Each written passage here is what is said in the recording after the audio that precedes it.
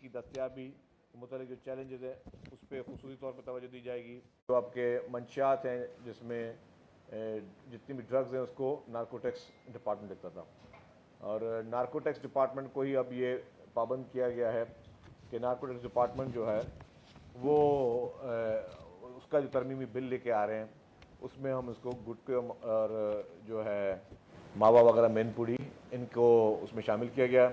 इसमें सज़ाएँ बढ़ाई गई हैं, तजवीज़ दी गई है सज़ाओं की बढ़ाने की, और इसमें अब एक सिंध भर में एक बहुत सख्त किस्म का क्रैकडाउन होगा, और जो भी लोग जिसके पोजीशन से गुटका और मावा उसमें क्वांटिटीज़ दी गई हैं, एंड यूज़र्स के लिए क्वांटिटी, बेचने वालों के लिए क्वांटिटी, तो जो बेचने वालों के लिए मिकदार है उसमें सख्त सज़ाएँ दी गई हैं ताकि हम इस लानत से अपनी नौजवान नस्ल को बचा सकें, क्योंकि बहुत सारे लोगों को माउथ कैंसर जो है वो इस वजह से होता है, और उसके लिए वो उनके लिए भी प्रॉब्लम होता है, उनकी फैमिलीज़ के लिए भी प्रॉब्लम होता है कि उनके प्यारे जो है उनसे बिछड़ जाते हैं या वो बेचारे तकलीफ़ में आते हैं। तो इसके लिए सिंध काबीना ने उसको सख्ती से जो है वो उस पर अमल करने के लिए कानून साजी की मंजूरी दी है। जो दूसरा इम्पॉर्टेंट इशू है वो है गंदम। गंदम का आपको जैसे पता है कि बम्पर क्रॉप्स आई हुई थी सिंध में भी, पंजाब में भी, लेकिन जो है उसमें गंदम की लोगों ने होर्डर्स जो हैं ज़ख़ीरा अंदोज़ लोग, उन्होंने गंदम को जो है उसकी ज़ख़ीरा अंदाज़ी की हुई है। तो हुकूमत ने कुछ अहम फैसले किए हैं। एक तो सिंध हुकूमत ने यह फैसला किया है कि पास्को से 2,20,665 मेट्रिक टन गंदम जो है वो हुकूमत सिंध ख़रीदेगी। 2,20,665 मेट्रिक टन जो है गंदम ख़रीदेगी, प्लस में हुकूमत जो है 5 लाख मेट्रिक टन जो है वो इस बार इंपोर्ट फेडरल गवर्नमेंट कर रही है, तो सिंध गवर्नमेंट भी उसमें जो है वो अपनी इंपोर्ट करेगी। पंजाब 1 मिलियन टन जो है वो गंदम इंपोर्ट कर रहा है, KPK भी 1 मिलियन टन गंदम एक्सपोर्ट कर रहा है। सिंध हुकूमत 5 लाख टन जो है शुरू में गंदम इंपोर्ट करेगा, और अगर ज़रूरत पड़ी तो मज़ीद इसकी तादाद को बढ़ाया भी जा सकता है। तो उससे अब जिन लोगों के पास भी होर्डर्स के पास गंदम मौजूद है वो उनको अभी सख्त परेशानी इसलिए होगी, एक तो उनके खिलाफ एक्शन भी चल रहा है, एक्शन के ज़रिए जो गंदम उनसे रिकवर की जाएगी वो सरकारी रेट्स पे आगे बेची जाएगी। लेकिन अब जिन्होंने ज़ख़ीरा अंदोज़ी सिर्फ पैसा कमाने के लिए की थी उनके लिए अब ये बहुत बड़ा चैलेंज होगा कि अब जब गवर्नमेंट पास्को से ख़रीद रही है या गवर्नमेंट जो है वो इंपोर्ट कर रही है गंदम, जो फेडरल गवर्नमेंट करे उसमें सिंध गवर्नमेंट भी अपना ऑर्डर प्लेस कर रही है, तो उन लोगों ने जो होर्डर्स थे उनको बहुत बड़ा नुकसान होने जा रहा है, जो कि हम समझते हैं कि क्योंकि उन्होंने होर्डिंग के नीयत से की थी तो उनको ये भले नुकसान होना चाहिए। हम चाहते ये हैं कि ज़राअत के शोबा जो है, जो किसान है और जो ग्रोअर है उसको नुकसान ना हो, लेकिन ये होर्डर्स ने जो है अपनी एक मोनोपोली बनाई हुई है जिसकी वजह से वो इस तरह की चीज़ें वो ज़ख़ीरा अंदोज़ी कर रहे हैं।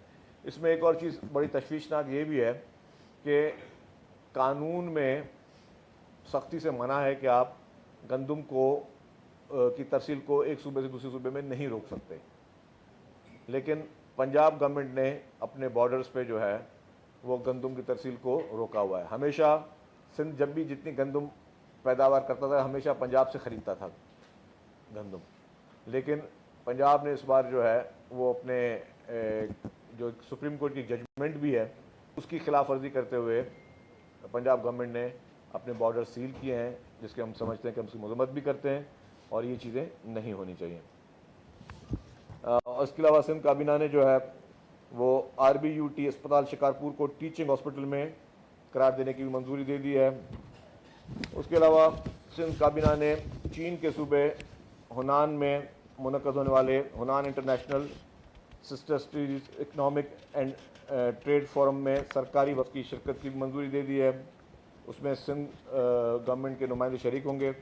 सिंध सरकारी वफ़द जो है वो हुनान इकनॉमिक फोरम 2026 में तिजारत, सरमायाकारी और सनती ताउन की फ़रोग के लिए शिरकत करेगा। सितंबर में होने जा रहा है। फोरम में सिंध में चीनी कारोबारी इदारों के दरमियान गवर्नमेंट टू बिज़नेस G2B रवाबत मजबूत बनाने के लिए अहम प्लेटफॉर्म साबित होगा। इसमें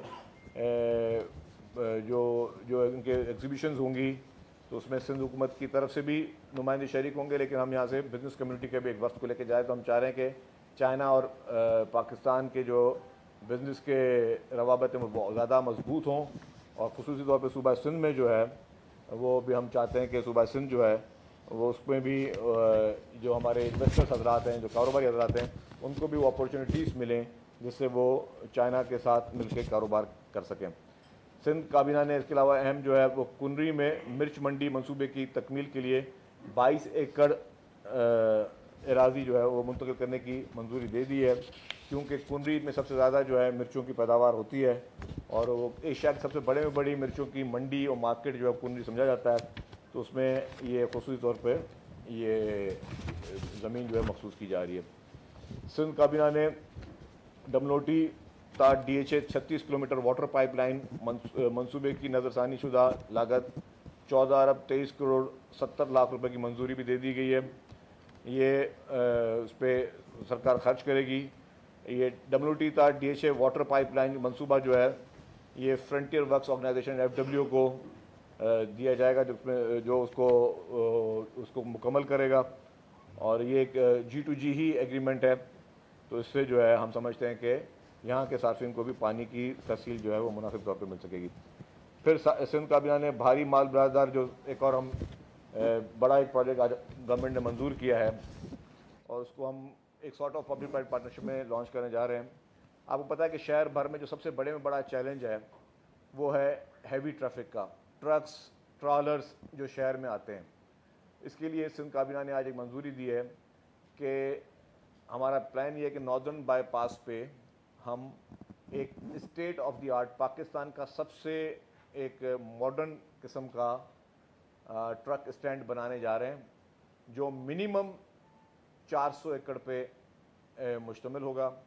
उसमें ट्रक्स जितने होंगे उनकी पार्किंग की जगह, फिर उनके लिए जो वेयर हाउसेस वहाँ पर बनाए जाएंगे, फिर वहाँ पे उनके गैस स्टेशंस, वहाँ पे मोटेल्स, रिहाइश की जगह, जो भी सहूलियात होती हैं, बैंक्स, जो फेडरल गवर्नमेंट के इदारे KPT और कस्टम्स उनकी दफातर और इस तरह की चीज़ें हम लोग उस पर बनाने जा रहे हैं। ये एक स्टेट ऑफ द आर्ट चीज़ बनाने जा रही है सिंध गवर्नमेंट, और इसको हम प्राइवेट सेक्टर को उसमें मंजूरी दी है कि प्राइवेट सेक्टर को उसमें हम इन्वाइट करेंगे कि प्राइवेट सेक्टर आए, और वो प्राइवेट सेक्टर जो इसमें अपनी इन्वेस्टमेंट करना चाहे तो गवर्नमेंट ऑफ सिंध उनको मुकम्मल तौर पर सहूलियत फराम करेगी। ये मैं समझता हूँ इससे कराची का जो सबसे बड़ा में बड़ा इशू है, जो हमारा इंफ्रास्ट्रक्चर जो शहर का ख़राब होता है, या जो ट्रैफिक पे बहुत बड़ी एक इंटेंसिटी होती है, जो हादसात के जो वाक़यात होते हैं उसको कंट्रोल करने में एक नहायत ही अहम जो है इसमें मदद मिलेगी।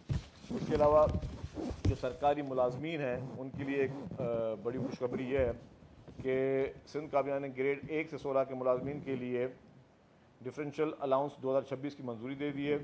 ग्रेड 1 से 16 के मुलाजमीन को जो है वो उनकी बुनियादी तनख्वाह में जो है 2% डिफरेंशियल अलाउंस मिलेगा। डिफरेंशियल अलाउंस की इतलाक 1 जुलाई 2026 से होगा। सिंध काबीना ने तमाम सूबाई सरकारी मुलाजमीन के कन्वेंशन अलाउंस में 50% मंजूरी का इजाफा कर दिया है। कन्वेंशन अलाउंस के लिए 50% मंजूरी का इजाफा कर दिया गया। ग्रेड 1 से 4 के कन्वेंशन अलाउंस में 1785 से बढ़ाकर 2678 रुपीज़ माना कर दिया गया। ग्रेड 5 से 10 के कन्वेंशन अलाउंस में 1932 से बढ़ाकर 2898 रुपये मुकर्रर किया गया है। ग्रेड 11 से 15 कन्वेंशन अलाउंस 2856 से बढ़ाकर 4284 रुपये माहाना कर दिया गया। ग्रेड 16 से उसके ऊपर मुलाजमीन के कन्वेंशन अलाउंस 5000 से बढ़ाकर 7500 रुपये माहाना कर दिया गया। खुसूसी अफराद के लिए स्पेशल कन्वेंशन अलाउंस 6000 से बढ़ाकर 10,000 रुपये माहाना कर दिया गया है। सिंध काबीना के मंजूर करदा तमाम अलाउंसेस 1 जुलाई 2026 से नाफिजुल अमल होंगे। इसके साथ साथ हालिया अभी आज चीफ मिनिस्टर साहब ने ये भी सबको हिदायतें कर दी हैं, और फिर इसके अलावा एक सेपरेट मीटिंग भी करेंगे, जो मानसून पे की जो सूरत हाल है और अर्बन फ्लडिंग के सूरत हाल है, और जो मुल्क में बारिशों की सूरत हाल है, उस पर तमाम महकमों को भी कहा गया है कि वो उसमें अलर्ट हो जाएं, और तमाम महकमे जो है उसमें हेल्थ डिपार्टमेंट है, लोकल गवर्नमेंट डिपार्टमेंट है, जो हमारे काउंसल्स हैं, उन सबको भी हिदायत दी गई है कि वो अपनी सारी तैयारियां मुकम्मल कर लें। इस वक्त आपको पता है कि मुल्क में हालिया बारिशों से बहुत बड़ा नुकसान हुआ है। खैबर पख्तूनख्वा में इस वक्त जो है बारिशों से 20 अफराद जो हैं वो बेचारे अपनी जान से गए। पंजाब में बारिशों से बहुत बड़ी तबाही हुई है। 17 अफराद जो है वो पंजाब में जो है वो बारिशों से उनके जो है वो डेथ्स हुई हैं। आज डॉन अखबार में पूरा उसकी रिपोर्ट छपी हुई है। मुझे थोड़ी हैरत ये ज़रूर है कि हमारी नेशनल मीडिया ने इस पर खामोशी इख्तियार की हुई है।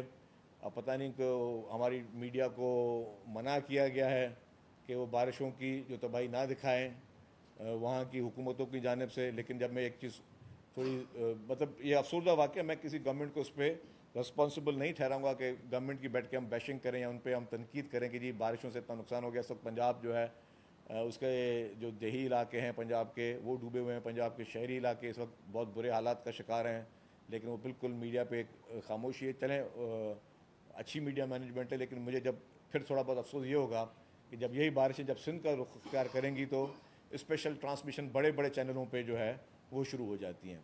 तो मैं ये उन बड़े बड़े चैनल्स से भी रिक्वेस्ट करता हूँ कि जब अगर वहाँ पे भी इस तरह के डिज़ास्टर हैं, जिस तरीके से वहाँ पे उनको पोर्ट्रे किया जाता है, तो जब फिर सिंध में